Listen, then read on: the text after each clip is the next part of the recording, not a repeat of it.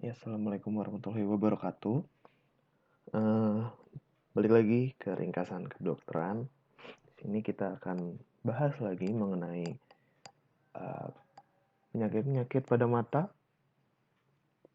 Dan sekarang kita akan membahas mengenai trauma mata.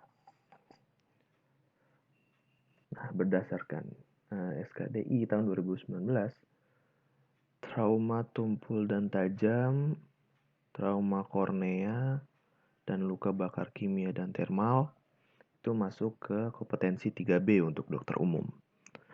Nah, maksudnya, lulusan dokter mampu membuat diagnosis klinis berdasarkan anamnesis, pemeriksaan fisik, dan pemeriksaan penunjang, dan memberikan terapi pendahuluan pada keadaan gawat darurat demi menyelamatkan nyawa.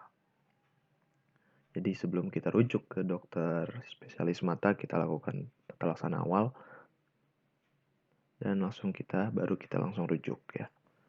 Nah, trauma mata yang pertama kita bahas mengenai trauma pada kelopak mata. Yang pertama ada hematoma periokular. Itu black eye yang bisa kita lihat. Terdiri dari hematom, yaitu kumpulan darah vokal, dan atau ekimosis periokular, memar yang difus, dan edema. Itu cedera tumpul yang paling umum pada kelopak mata atau dahi dan umumnya tidak berbahaya.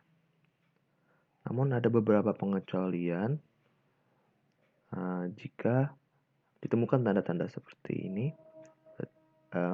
Ada beberapa kondisi yang lebih serius, seperti trauma pada bola mata, lalu ada fraktur atap orbita, fraktur tulang dari atap orbita, dan fraktur tulang basal bagi orbita. Nah, yang kedua ada laserasi pada kelopak mata. Nah, adanya laserasi kelopak mata membutuhkan eksplorasi luka secara hati-hati. Jadi kita harus periksa nggak cuma dari kelopak matanya aja, kita periksa dari bola matanya, apakah memang ada laserasi juga, atau struktur aneksanya seperti kelenjar air mata dan kelenjar minyak seperti kelenjar mebo. Kerusakan apapun harus diperbaiki secara langsung bila memungkinkan karena ini memberikan hasil fungsional dan kosmetik terbaik. Nah, selanjutnya ada trauma orbital. Tadi udah trauma kelopak mata, sekarang trauma orbital. Yang pertama tadi ada salah satu kondisi yang serius, yaitu fraktur dasar orbita.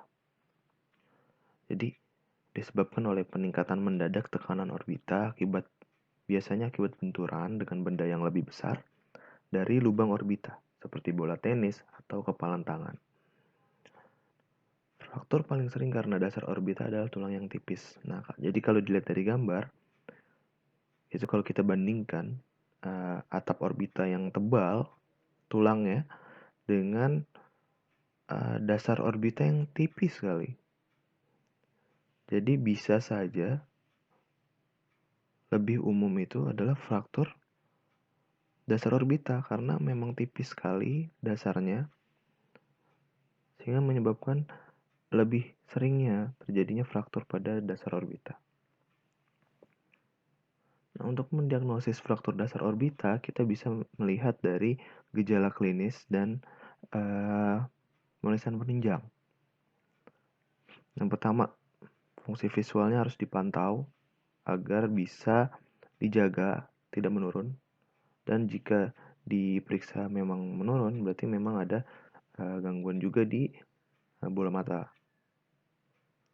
Lalu ada tanda-tanda periokular, bisa kita temukan pada fraktur dasar orbita seperti ekimosis. Lalu ada edema dan emfisema subkutan. Lalu anestesi pada kelopak mata bawah, pipi, sisi hidung, bibir atas, dan gigi atas. Jadi nggak berasa nyerinya pada mata bawah, pipi, sisi hidung, bibir atas, dan gigi atas. Lalu ada diplopia, enophthalmos, yaitu matanya lebih masuk ke dalam dibanding mata sebelahnya. Ada kerusakan okular seperti hifema, yaitu perdarahan di segmen anterior. lalu bisa terjadi penutupan sudut dari aliran aqueous humor menyebabkan glaukoma. Nah, untuk pemeriksaan penunjuknya bisa kita lakukan Hess chart untuk memetakan gerakan mata dan CT scan untuk melihat frakturnya ada di mana. Nah, ini contoh dari Hess chart ya. Kita melihat untuk fungsi dari gerak bola matanya. Nah, kalau di sini dari mata yang kiri itu terjadi defek pada rectus inferior. Ya. Lalu ada defek pada rectus superior dan inferior oblique. Nah, berarti ini bisa saja terjadi defek pada nervus ketiga. Nah, untuk yang mata kanan itu juga bisa kita lihat. Nah, selanjutnya ada trauma fraktur dasar orbita. Ini pengobatannya adalah pertama observasi, lalu bisa kita berikan antibiotik oral, kompres es, dan dekongestan hidung.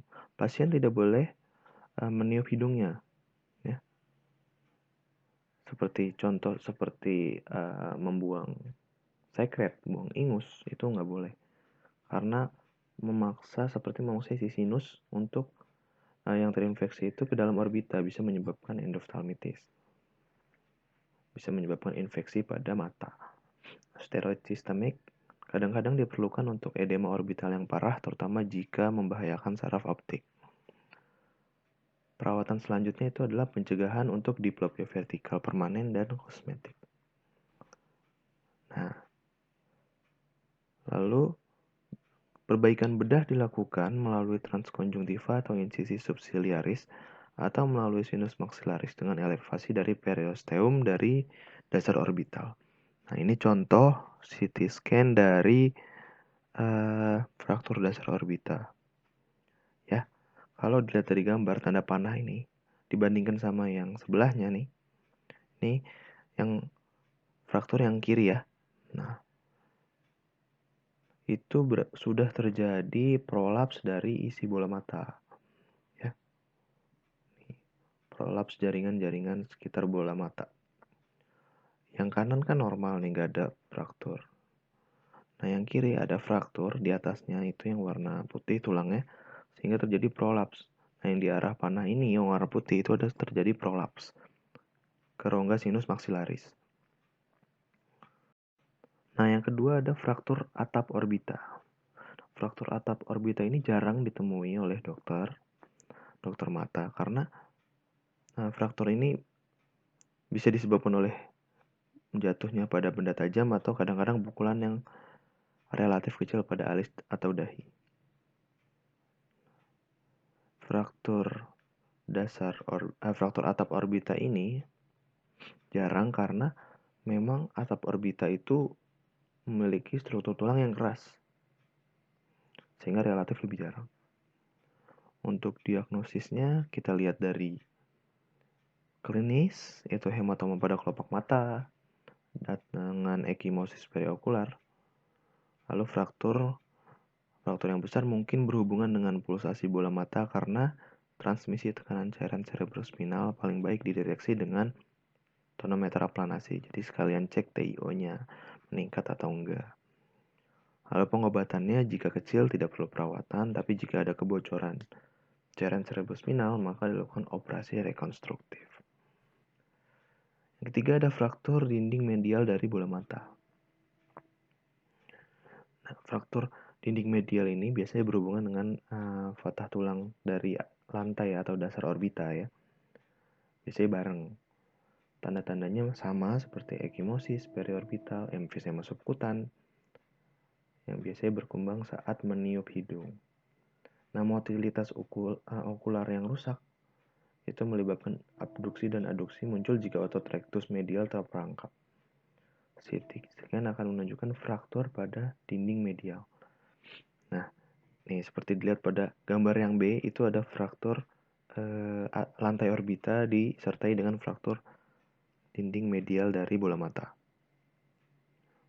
Jadi prolaps pada panah yang warna putih. Nah, yang keempat ada fraktur dinding lateral. Ini sangat jarang sekali karena memang dinding lateral dari orbita itu sangat tebal, lebih padat dibanding dinding lainnya. Nah, kalaupun memang jika ada, itu berarti terjadi kerusakan wajah yang sangat luas. Lalu ada perdarahan orbital atau orbital hemorrhage atau perdarahan retobulbar. Karena ini menjadi penting karena memang risiko terjadinya sindrom kompartemen sindrom orbital akut dengan kompresi neuropatik optik bisa menyebabkan kebutaan yang irreversibel jika tidak dilakukan operasi segera. Untuk diagnosisnya bisa kita temukan pada klinisnya adalah proptosis, bisa paralisis nervus 3 berarti. Lalu ada edema kelopak mata dan ekimosis, hemoragik hemosis, disfungsi motilitas okular, penurunan ketajaman visual, peningkatan tekanan intraokular, pembengkakan diskus optik, dan RAPD positif pada mata yang terkena. Nah, untuk pengobatannya dilakukan kantotomi dan kantolisis, yaitu pemotongan tendon dari kantus lateral sehingga bisa mengeluarkan perdarahan yang terperangkap. Nah, ini contoh gambarnya. Yang A adalah kantotomi dilanjutkan dengan kantolisis yang B.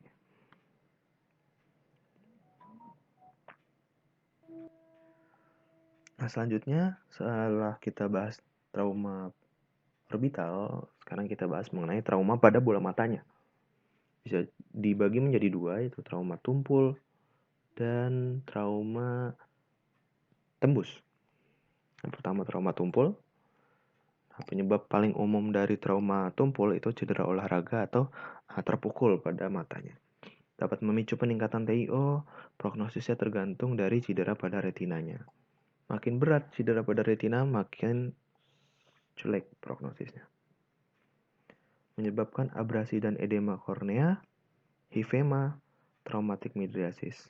Nah, ini contoh yang gambar bawah itu hifema. Hifema itu adalah perdarahan pada bilik mata depan. Lalu ada abrasi dan edema kornea. Contohnya tuh seperti gambar yang paling kanan yang diberikan fluorescence. Warna kuning itu berarti menandakan adanya abrasi pada kornea. Lalu bisa menyebabkan iridodialisis, iris yang terlepas pada gambar yang atas. Lalu glaukoma, katarak, subluxasi, dislokasi lensa. Lalu ada ruptur bola mata seperti ini, seperti yang gambar kiri. Lalu perdarahan vitreus, komosio atau retina yang bengkak, ruptur koroid, ablasio retina, dan avulsi nervus optik. Yang kedua ada trauma tembus. Trauma tembus 3 kali lebih sering terjadi pada laki-laki dibandingkan wanita dan biasanya usia-usia muda. 50% itu usia 15 sampai 34 tahun. Disebabkan benda seperti pisau atau senapan, terdapat risiko infeksi endoftalmitis karena trauma terbuka dan harus ditutup dengan penutup mata. Nah, trauma tembus bisa menyebabkan bilik mata depan dangkal, lalu ada kerusakan sklera dan pembentukan jaringan parut, adanya benda asing, dan ablasio retina. Nah, ini contoh yang gambar A itu terjadinya robeknya kornea. Lalu ada menyebabkan kerusakan sklera dan adanya prolaps iris akibat trauma tembus, dan ada benda asing. Contoh serpihan kayu. Pada gambar yang kanan bawah itu ada serpihan kayu pada skleranya. Lalu ada benda asing superficial. Benda asing seperti partikel baja atau besi, batu bara, atau pasir sering berdampak pada permukaan kornea atau konjungtiva. Dapat didrainase dengan air mata dan dengan harapan masuk melalui saluran air mata dan keluar melewati hidung. Tapi kadang-kadang benda asing yang berduri seperti serangga dan tanaman dapat menancap lebih dalam sehingga sulit untuk mengeluarkan dengan drainase. Tata laksananya kita perhatikan segmen posteriornya juga, takutnya ada kerusakan juga di segmen posterior. Kita berikan salep antibiotik, lalu kita berikan siklopegik dan NSAID non-steroid non-steroid inflammatory drugs. Jadi obat antiinflamasi non-steroid. Nah, ini contoh dari benda asing superficial. Yang A ini benda asing pada konjungtiva tarsal ya. Lalu yang B sudah terjadi kerusakan pada kornea. Yang C itu ada benda asing pada kantusnya medial.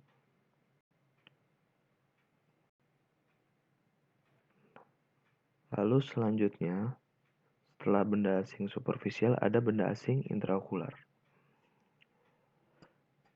Benda asing intraokular dapat membuat trauma mata secara mekanis, menimbulkan infeksi, memberikan efek toksik lainnya pada struktur intraokular.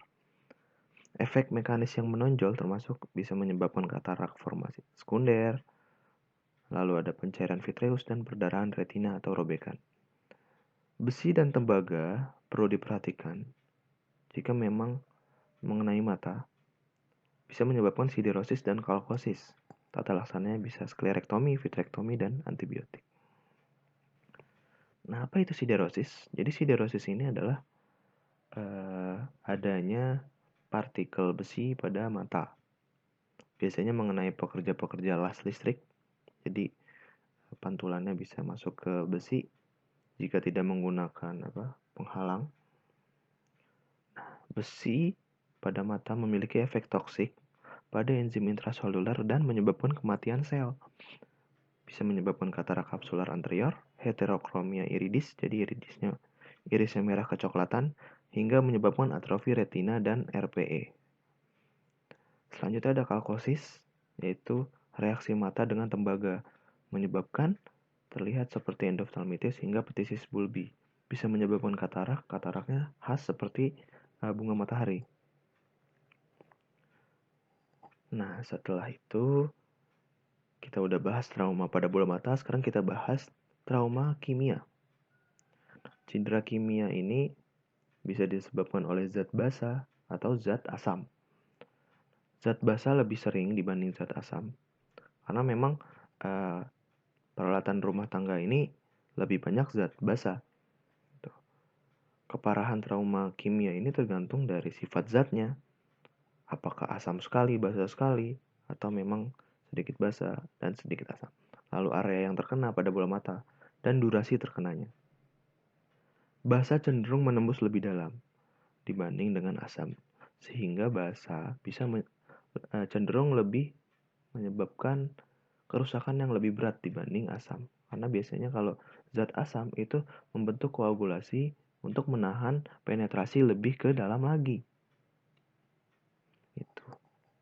Nah, patofisiologinya yang pertama yaitu terjadinya nekrosis epitel konjungtiva dan kornea yang menyebabkan kehilangan limbus atau menyebabkan ulkus. Dan jangka panjangnya bisa menyebabkan cicatrix dan symblepharon. Symblepharon itu adalah penempelan konjungtiva dengan bulbi. Konjungtiva fornix atau konjungtiva tarsal pada konjungtiva bulbi. Lalu setelah itu proses selanjutnya menyebabkan stroma kornea yang keruh. Lalu penetrasi yang lebih dalam bisa menyebabkan kerusakan iris, lensa, dan epitel ciliaris. Menyebabkan hipotonus dan ptosis bulbi. Nah, epitel sembuh dengan sel limbus dan kolagen yang baru disintesis.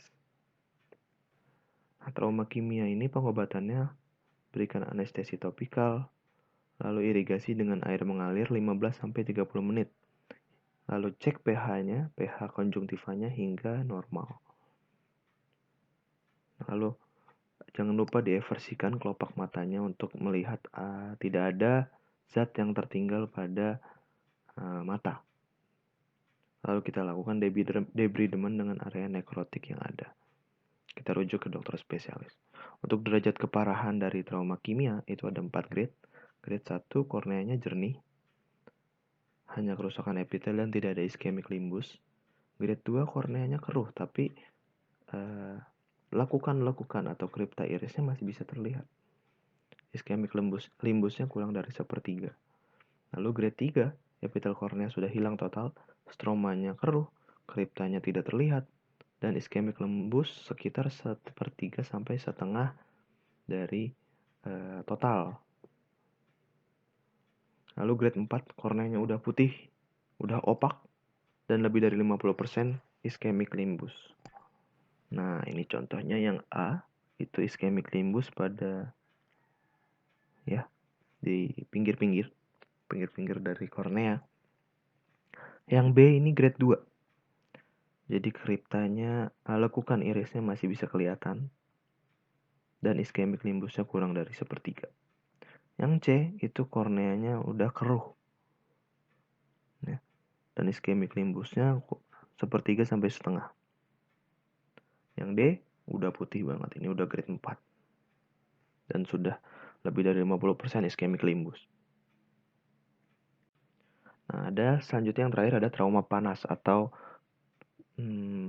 thermal injury. Jadi cedera thermal berkisar dalam tingkat keparahan dari yang ringan hingga berpotensi menyebabkan kebutaan.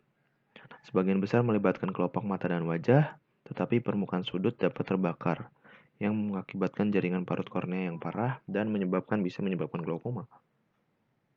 Cedera ringan diobati dengan tetes antibiotik selama 1 minggu dengan steroid topikal dan siklopekik.